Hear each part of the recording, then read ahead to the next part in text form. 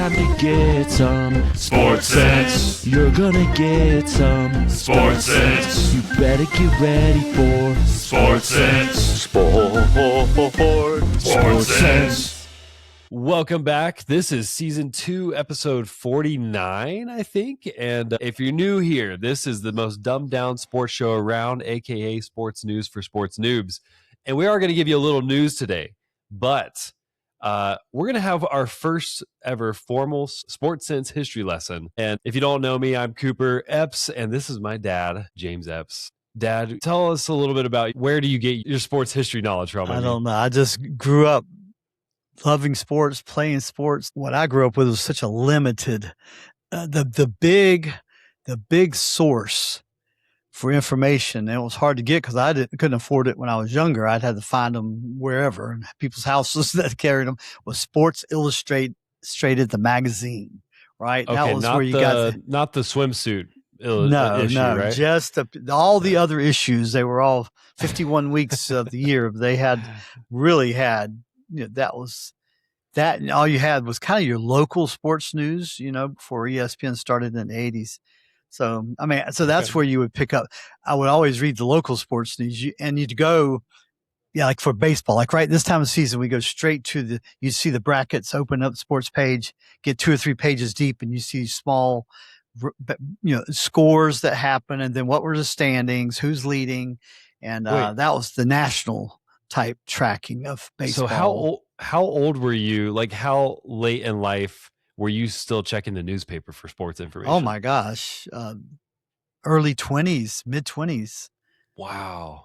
Because ESPN didn't come on till, they kind of started I saw a whole history of it late, like 78, 79, but 80, after my mission, 83, 84, 85, you started seeing, you got some Sports Center. Even then, though, I didn't get to Sports Center a lot. I was at BYU going to school, and I'd grab a paper, still look at at that time, they had a USA Today abbreviated version for free on campus. So I'd grab the sports section there. So, yeah, well into my 20s, for sure. Wow. Yeah. That's crazy. Well, you still act like a young spring chicken, so it's hard to believe. It's hard to believe that. It's hard to believe. But anyway, so I just, from that on, I listen, it's always somewhere, right? I've got Sirius XM, so I'm always, in fact, driving home from the office tonight, of all things, I had the NFL channel on. So they're doing their they call their two-a-days. They're reviewing team. Yeah. Then I catch others, bits and pieces of shows, and definitely look at ESPN online on my phone and quick glimpses. Anyway, yeah. So I just kind of stay up. Man obsessed, it sounds like. No, I don't feel obsessed. I think it's just such habit now, right? I think it's great for me because it gives me such an abbreviated, it's good. I don't spend much, it doesn't take me much time. And plus when you have pretty foundational knowledge of most sports and most conferences, most leagues, you just take a quick glance and you'll miss some detail, but you get a quick glance to get a feel for what's going on. Yeah. Just headlines. Yeah. Little snippets. Macy is a big news reader just in general. She reads full articles for everything. And I can barely bring myself to read headlines for the news, but especially not sports. That's pretty impressive for Macy then. I peruse about the first paragraph or two. It takes me a lot to go deep into any article also. That's probably sad commentary. For us. I'm hoping you got a little deep for tonight. So I did. Good. Okay. Well, yeah. Before we introduce our topic, there were a couple tiny bits of sports news that we got to cover. The biggest one is that LeBron James, he should be retiring, in my opinion. I don't know why he's not retiring, but we talked about it last week. He's got that dog in him. He's got a love of the game, and he wants to play basketball at least one more season. So, Dad, tell us about the team he finally decided to go to and what the repercussions are kind of like. He's gone to Philadelphia 76ers, which is kind of, to me, so in some way, in reality, especially this time of year, I told you this summer, they come up with more. You got to find, it is the dog days of summer for news for the most part. Now it's just baseball. We're not even in the playoffs. It's just baseball. And so they come up with all this, but and they've got so many shows now. Again, it's just exploded on multiple networks. And they got to find something to talk about. So they've got to argue. So it's one announcer, one commentary, whoever the co-host is has got to take up one viewpoint and another one takes up the other, just so you can have something supposedly interesting conversation. Sure. And they give their opinions, they give their thoughts. And LeBron, like I said, LeBron was not getting much. He was going to get fussed at and complained about and commented on if he went straight to, OKC or San Antonio, right? And they would say, oh, he's just chasing a ring. He's not even. Yeah. Or then if he had gone to Golden State, well, he doesn't really care. He doesn't care about winning. He just wants to go play with his buddies. Or about any team he went through, they had an answer. Like Miami. Oh, he's going to go with Gian. What's his name? Giannis, whatever. Yeah. And now he's just teaming up. So he really couldn't win. So Philadelphia, I think, is really a really in between one. They just picked up Boston, one of Boston's the top two players, traded there, but they've got Embiid, who is kind of always hurt, so he's not a guarantee. They're going to be good, but you never know about Embiid. So it's I think it's a good selection for him. Interesting. And they say if he couldn't be in LA, and he couldn't go to the Knicks. That's the bottom line. There's no room for him at the Knicks. He got as close as he could to the Knicks. He can literally work and live in New York City while he plays and just commute down to Philly. Because, he's always about his business empire, right? So now he's going to be able to work New York City. And that's a pretty, that's the center of the world. I didn't even know that was like a thought for him I thought basketball was his business right now. Well, no. Basketball helps him make, I guess he's going to be or is going to be a few that's worth $1 billion. This is crazy. So that was one reason they say he went to Philly. Another reason he just thought it'd be a kind of a good fit for him. So who knows? But it definitely makes it exciting, and it makes the Eastern Conference more interesting with Boston and Philly going at each other. The critique is usually that the East is like the way weaker baskexball or half for the last few years. For the last few years, off and on, for sure. But not this year. The Knicks won. So it's exciting. He is 42, and it will be more. There'll be pure load management for sure. He'll probably if the team plays a back-to-back night, he'll probably not play the second night, right? Okay. During the season. So during the season, you'll see a real managing of his time and what and it depends who's playing. If Embiid's not hurt, then he doesn't have to do a lot of the physical dirty work. They'll put Embiid, the big center, down below. If he's hurt, then he's going to do, what's he going to do? He's going to have to go down and pick and roll and fight. Yeah. So he's not going to do that all season long, right? They hope to have him ready and fresh for the playoffs. But like all these trades, it's going to be fun to watch. Can they blend? Can they become a team? Can they figure out how to can they play off of each other's strengths, or is there too much duplicity? Right? Is there too much of the same in another player? And they have got but they got one of the fastest player, Maxey, he's fun. Anyway, so it'll be fun. Yeah. Okay. But that will answer the big question, right? They call it the final decision. Do you know what that reference means? The final decision? Do you remember way back when he first left Cleveland, he really botched PR wise. They had a whole ESPN show and they titled it The Decision. Oh, actually, you remember that? Is that when he went to Los Angeles? No, it's when he went to Miami. Oh, okay. And it's called The Decision. No, when he went, it was such a disaster PR wise. Later, when he went to LA, it was like a blurb. Going to LA, but he didn't do that. Anyway, so they're calling this the final decision, is what they were doing beforehand. So I thought you'd appreciate that reference. I do. So yeah, the sequel to that, I guess, in a way. Yep. So, okay, that's it. Yeah. Well, yeah. Congrats, Philadelphia fans. I guess. Hopefully, it works out for you. Yeah, it can't be bad for them. I think it'll be a help for sure. Yeah. All right. I got one more quick tidbit before we get into the something that's kind of funny. Okay. We keep up with golf all the time. So on the PGA tournament, they're wrapping up the year, right? Getting close to wrapping up the year. And I don't even know which tournament this was, maybe the 3M. But Lucas Glover, I think he's 39. He's a journeyman PGA, but he's won a couple of times, got hot, and he's got a pretty good name. I don't know if he's considered one of the good guys, bad guys, nice guy. I don't know. Never hear much about him. But it made me laugh. They were showing video clips of him if you just glance at it, you say, why are they zooming in on his feet? Anyway, he was putting out and made a birdie putt on a green with no golf shoes on, with just his socks. Right? Nice. So exactly. Wouldn't you see that and go, why? What the heck?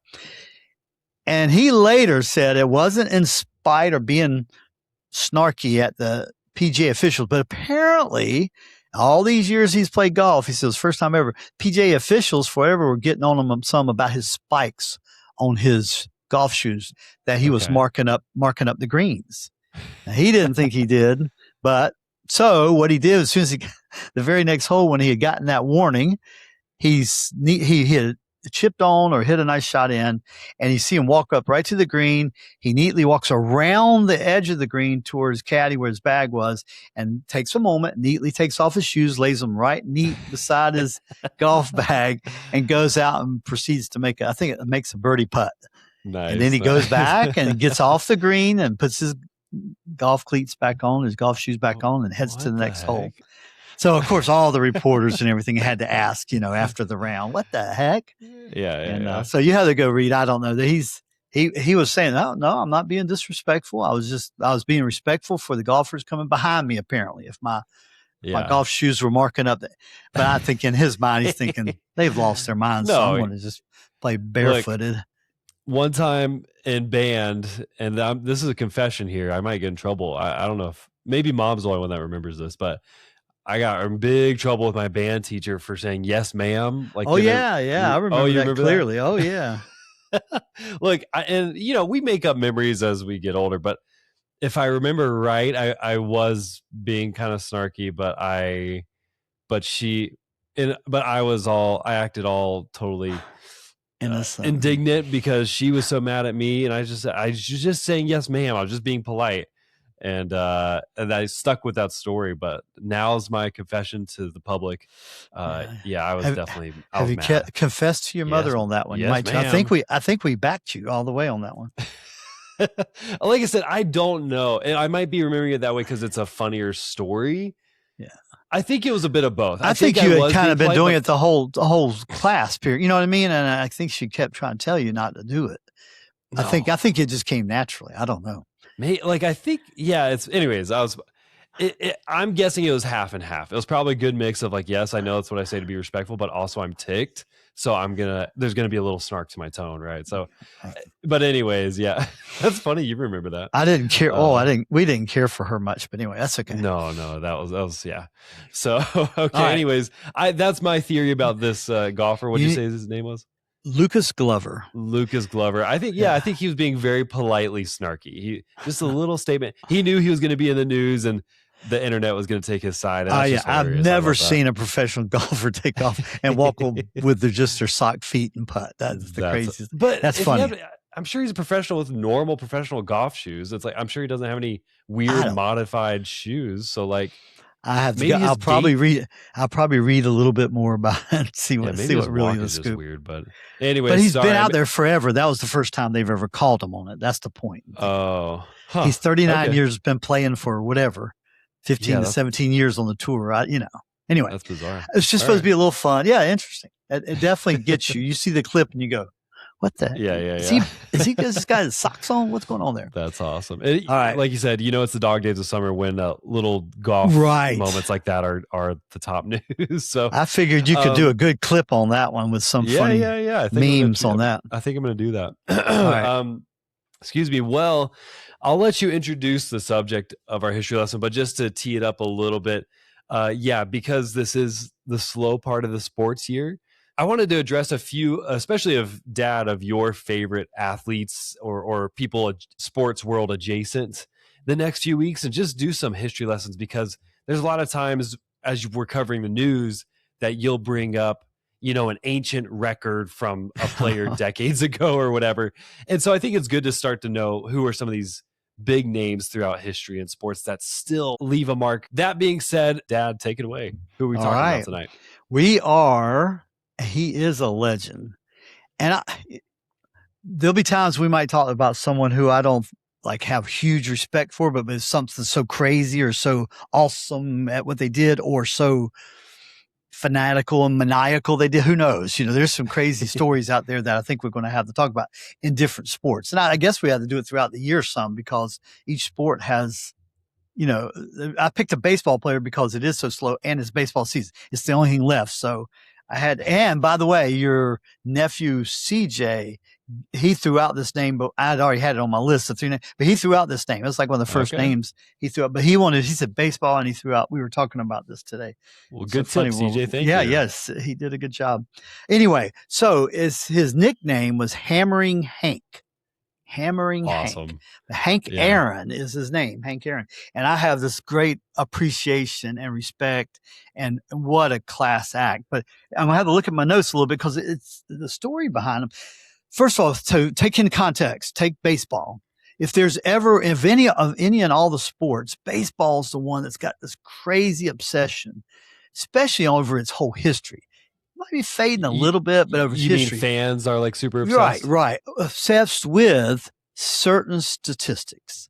Okay. And as baseball definitely has been one of them. It's definitely been one of them, compared to, you'll get some in football, you'll get some in basketball, total points in basketball, something. But man, baseball, they're just nuts about certain. And the biggest stat of all time, the biggest record of all time is what in baseball, do you think? I'm guessing home runs. It absolutely has been and always been. Okay. Now, it got tainted, and we'll talk about that briefly during the steroid era. But before that, well before, and this is in my teenage years, my young years. I mean, I didn't know enough or get exposed. Like you said, the news was not there for me to have exposure. I'm born 1960, so in my age 1 to 10, he was playing in the majors. But I'll give you his quick history, because it's so cool, and it's just remarkable what he, as a man, represented and accomplished. But then as a baseball player, but definitely. When my early, when I was 10, 11, 12, 13, I was really keyed in, because he was the closest one chasing Babe Ruth's record that they said would never be broken. And the Babe, right? The Babe. I mean, the Babe. Of course, you see those old films. He looks like he's running funny. He's got a big pot belly. He smokes on the sideline, but he's still. Oh yeah. But he still was amazing. He pitched. You got to go back and look at some of his pictures. I saw a baseball video recently of a very portly guy. I'm like, how can you be that big? Well, look at Babe Ruth. He was portly, I think, almost the whole career. Okay. But he could swing a bat. So the number that held forever, that any baseball player, all you had to do was say 714. Everybody knew what 714 was. You didn't have to say anything else about it. But anyway, so that was the record that Babe left. Nobody had ever come close to it over a career until Hank Aaron. So Hank Aaron started making a run at. But let's talk about how in the world did he get there? I mean, he's African American first, and this is really important because he came up in an era where still he was part of that grouping that the major leagues still were not allowing black players to play. Okay. So there was what they called the Negro Leagues. You heard that, right? So was he playing in the 50s? So this is in slightly tangential, but was he playing with Jackie Robinson or alongside him about the same time? Or it's similar era, but Jackie Robinson, yes, and Jackie happened to be the one that picked. Yeah, so they were playing in similar, and there's a bunch of them. Satchel Paige and some older guys who were great ball players who couldn't get in the major leagues because of the racial barrier, right? Which is crazy. Yeah. But here's his team, which is hilarious, and that's where the Hall of Fame, I'm pretty sure, for Negro Leagues is in Indianapolis. I'm almost certain. Okay, I've seen shows on it. But he was drafted. He quit school at age 18. In high school, first of all, he was born and raised in Mobile, Alabama, in one of the poorest sections of town. So the first high school he went to, they really didn't have any organized baseball. So he went to a private school his junior year, and they had a organized baseball team. But he quit his senior year at age 18, went, and somebody had found him, recruited him to go play in the Negro Leagues. And his team was the Indianapolis Clowns. Now, the Clowns are extremely famous. They were the most famous Negro League team. They were unbelievable, but they also did a lot of things that were entertainment. In fact, the Oh. Savannah Bananas had a lot of their inspiration. They have actually, there's a video show, a 30-minute show or something about them visiting the Hall of Fame and visiting the Indianapolis Clowns and having the curator there talk to them and share with them.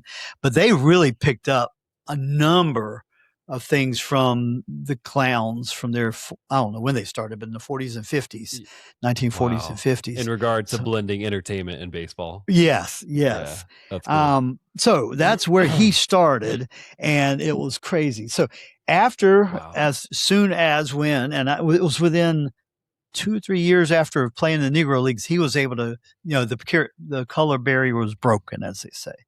And as we know, Jackie Robinson did it, but there were several that were as good as Jackie Robinson. He's one of them that were waiting to come in. So he ends up going to go to the Milwaukee Braves, right? They called them, it was Milwaukee Brewers as it is today, the Milwaukee Braves, who ultimately were bought by Ted Turner and moved to Atlanta and became the Atlanta Braves. So between the Milwaukee Braves and the Atlanta Braves, he spent 23 seasons. That's where he hit all his home runs, right? The great majority of his home runs. When we talk about his home run record, does that include his time in the Negro Leagues? Or no, is it only Major League. So he missed a couple years. Year. So he would have probably got there faster, had more home runs. Yeah. But by the way, it feels weird saying Negro Leagues, but I just Googled it, and that is formarily what they were That's called, the name of the leagues. Yeah. So that's why you say that. It's you can't rewrite history for somebody to think you got to be completely correct. But that is, and that's again, it's the way it's the Hall of Fame. It's the way it's presented. Everything about it is the Negro League. So anyway, okay, sorry. So his parents, he was born in 1934, but his parents, I think they were hardworking people. There were a total of 8 kids in the family. He was number 3 in the family, and they all worked. One was, I think the mom ran a tavern, helped run a tavern, and the father was, what do they call it? Dry dock boilermaker's assistant. I mean, so they were laborers and workers, and then they could to give their family the best they could in Mobile, Alabama. I was going to say, I was surprised you said that he got into a private school his junior year of high school. Well, it's because they had a baseball program and they wanted really good. He was a great baseball player. So it's like a scholarship, I guess. I don't know, but he played everything for them. They said he literally especially played shortstop, third base, hit home runs. But he quit and he went to play. And for the Clowns, he was really great, of course. I'm trying to see how long he played. I think they had their own quote World Series in that league, and they won the World Series the 2 years he played, or one of the years he plays. This was interesting. He became the last to play in both the Negro Leagues and the Major Leagues. So he was like the last one. In other words, other black athletes, baseball players younger than him, were being drafted straight into the major league, right? Into farm systems and minor leagues. So he was the last one who had been still playing for the Indianapolis Clowns and then got drafted into the major league. So he was the last one.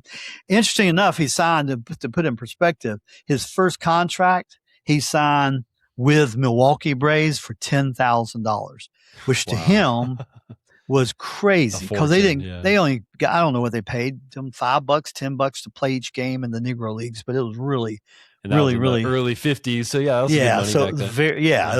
It was $10,000 to him was unbelievable. But so he made his debut. So he made his major league debut at 20. So he spent 2 years in the Negro Leagues and moved on. I think the biggest thing after that was just that he was steady Freddie. Right? He always played. He had anywhere between 30 and 40 home runs every year.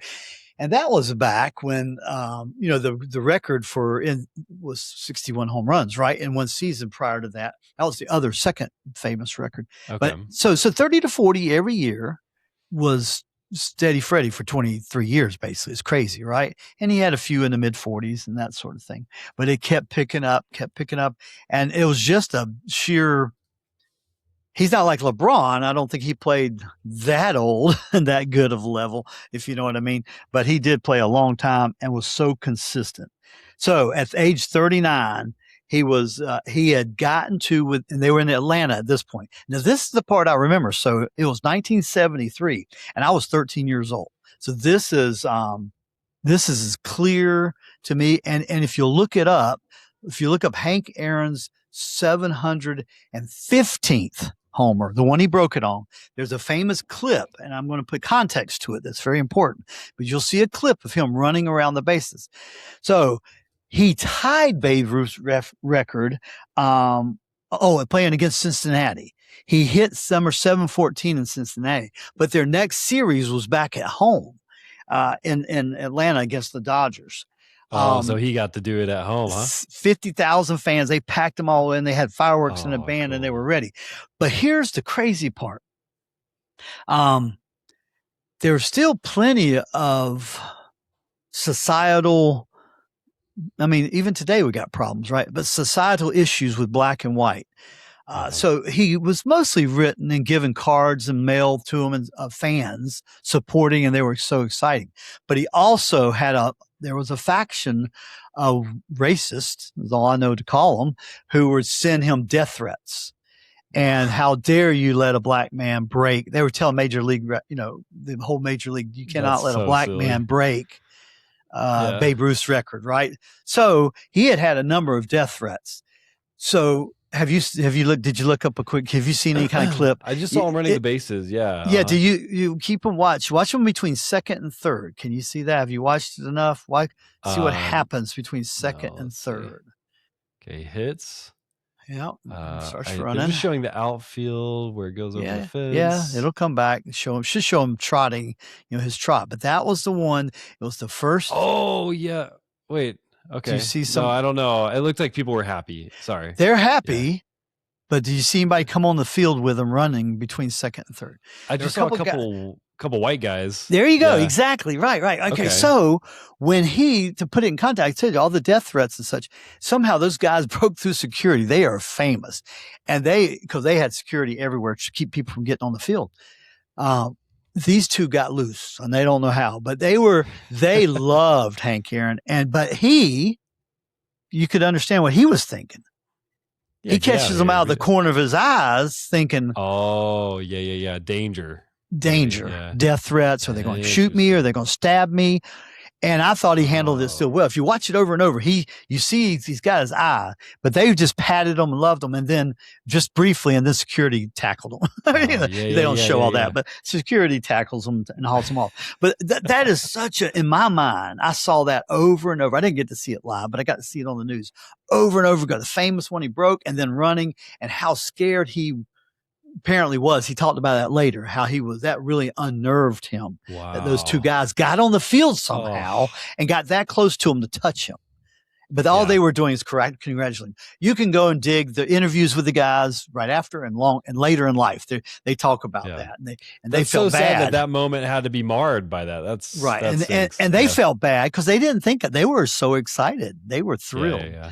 So anyway, that's probably what made breaking his record that much more iconic, and that much more symbolic of the fear and the racism and the problem that they did have. Now, the great majority supported them and loved them. They went nuts for them. Like I said, it was great, but there was that few, right? The few that can really put a damper on something. But that's the biggest thing I want to bring up about it. He went on, I think, to hit a total. So that was number 715. I think he hit, what did he hit? 755, I think was his total.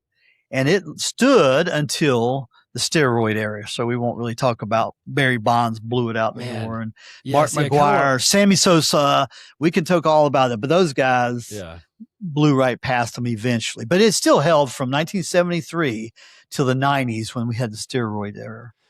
So I don't want to get too deep into that. I want to save that for another day because that's a big deal. Maybe we do that next week, honestly. But like why? So I don't know. Do people still kind of talk about Hank Aaron's record as like that's still like the pure, non-steroidal record? Like, do they kind of differentiate them? You're real baseball nerds and real baseball fanatics and fans who have some age on them. The generations are aging out now. So just think of your nephews coming up. Yeah, it'll be a postscript in history. Yeah. Your age, maybe the ones who really care a lot know that. But But it definitely, the other guys are definitely huge asterisks in the playbook and the record book for the major league. But here, so anyway, it is what that is. And there's probably been some guys who can hit or would hit. But man, you got to stay injury free long enough to. It's really something. So that's why I was going to give you a couple of stats to kind of make it up. It's kind of crazy. But he hit 30 or more home runs for over 15 different seasons, which he led that league. He's only tied by Alex Rodriguez, Alex Rodriguez of the of Rangers and the Yankees fame, right? Yeah. So those two hold. I mean, so it's not easy. 15 seasons with 30 more home runs. It's just him and Alex Rodriguez. That's crazy. So that just shows you how much. And then this, I don't know if I don't think it's been unmatched. I don't think it's been matched, but he had 25 seasons of All-Star election for All-Star appearances. So that was purely done by the fans. Maybe every year. Yeah. Yeah. Isn't that crazy? I mean, it's so cool. I mean, I love it. Yeah, this article I was following talks a little bit about Barry Bonds, but we're not going to get into that right now.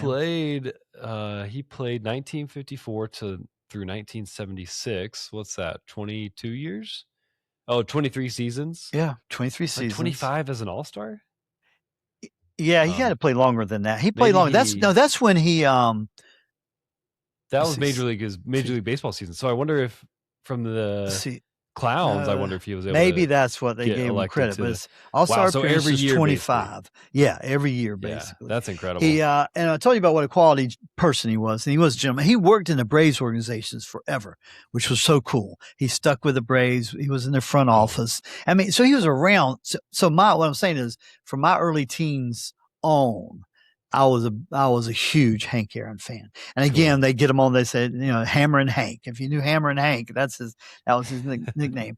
Anyway, so I just think he's greatest, and I love that he received the Presidential Medal of Freedom honor from I forget which president, but he received that. It might have been Bill Clinton. I can't remember.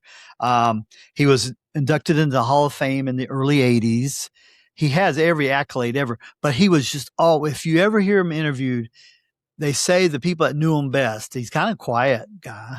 Now he stood up. He that's the difference of class and I think how we've been taught even in our religious beliefs, how to bring up difficult things. We don't have to hate the other people or hate the opponent or be so obnoxious or scream at people. But he stood up for what was right. And he didn't like the fact he was a strong proponent that Major League Baseball needed to change way after he said, yes, we've got some of the greatest players dominating our sport, African Americans this time. The Latinos had not come in, right? Hispanics had not come in. They were there, but they hadn't come in strong yet. Yeah. And yet we have no managers, no upper management. So he spent a lot of years speaking out and speaking up, but in such a respectful way, right? He just went behind the scenes working and helping Major League Baseball change for the better in that area and give proper opportunity. And he just did it he's such a class act. But if you hear him interviewed, he has such a easy voice and soft voice and pleasant. And anyway, I just think he's definitely one of the heroes of all time of baseball. And I think it's worth anybody listening to this to really appreciate some of as they say, the founding fathers, but especially for the African-American baseball players. Jackie Robinson got a lot of the big tension for breaking the barrier, but there were others stacked up right behind him and then went on to have greater career, and no one had a greater career than Hank Aaron. Yeah. Cool. Dang. Well, that is an incredible history of him. Let's see. I'm going to throw out a couple fun facts, maybe I'm sure you already know these things, but I did a little Googling before this. I just tell me. I just want to know how is his legacy carrying through to today, besides people just knowing about him, like what you're talking about. Yeah. So I guess the MLB gives out an annual Hank Aaron Award. That's one of the big awards, right? To the best overall offensive player each year. Yeah. So that's pretty cool. Yeah. And then the only other thing I was reading was that there's the Hank Aaron Invitational, which it says is a youth development program for diverse high school talents. Oh, cool. So I guess I don't know if he left behind a foundation, I'm sure, but something to. He died in 2021, so he lived a good long life. Wow. For sure. Okay. Yeah. That's not long ago. And they did name a field in Mobile, Alabama. Did you see that? 1997. no. They named a field after him, and they just call it locally the Hank. Cool. Yeah. That's pretty awesome. cool. Yeah, I think that's cool. Cool.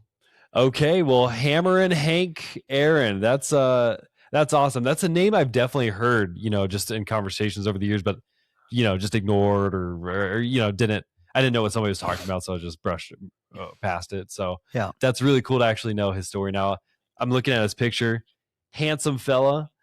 But yeah, it's funny how you're saying he's kind of a quieter guy. Kind of just looks like that. He just looks like a nice, just kind of relaxed, timid guy. Just gentle. He's face. Very gentle, firm, and when he needed to be, but gentle. And see, even that shows you gentle can be highly competitive. You don't do that and compete for 3 decades almost. Right. I was about to say that's interesting that's his personality, but he, consistently was the greatest. So, okay. Yeah. Would you call him, there's a lot of argument in the NBA, who's the greatest of all time? LeBron or Michael Jordan or whoever.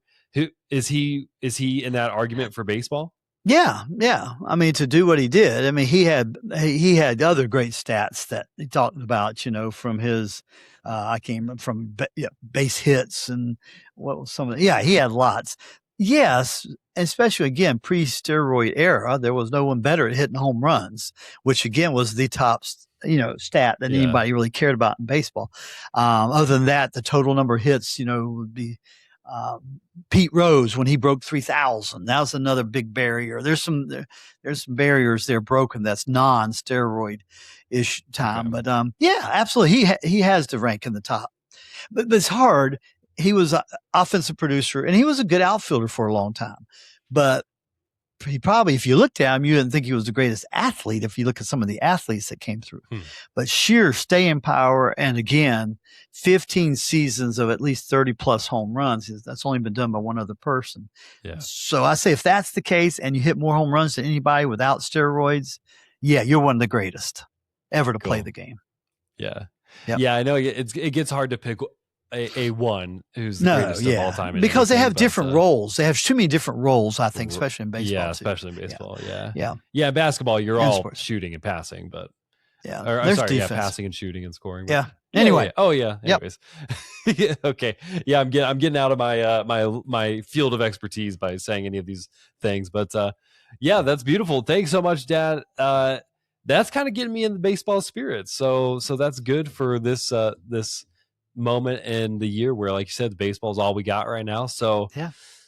All right. Well, we'll pick this up next week. Dad, be thinking about who your next subject is. We'll do it. And I'll keep sneaking in some golf. We still have the FedEx Championship to play over 3 or 4 weeks. So okay. I'll sneak that in there here and there. All right. Sounds good. All well, right, everybody, thank you so much. If you listen in this far, text us or DM us if you've got any ideas of who you'd like to hear a little bit more history about and get some context on. Or we could even talk about like a team. Like I know we've talked about doing the Detroit Pistons team. That was, what did you call them again? They're the bad boys. The bad boys of the Detroit Pistons. Yeah. That's just the bad boys. That's what they call them. Oh, really? That song. Okay. Yeah. Look up the song. Bad boys, bad boys. That's about them? That was their scene. Well, they became that song is bottom line. It wasn't written about. I think that song was there, but that's it became their. They became one. Okay. You see footage of them killing everybody, beating on them, and they'll be playing in the background. What you want to do? Bad boys. All right, we'll come back to that another time. But yeah, thanks everybody. See you, buddy. Bye. SportSense.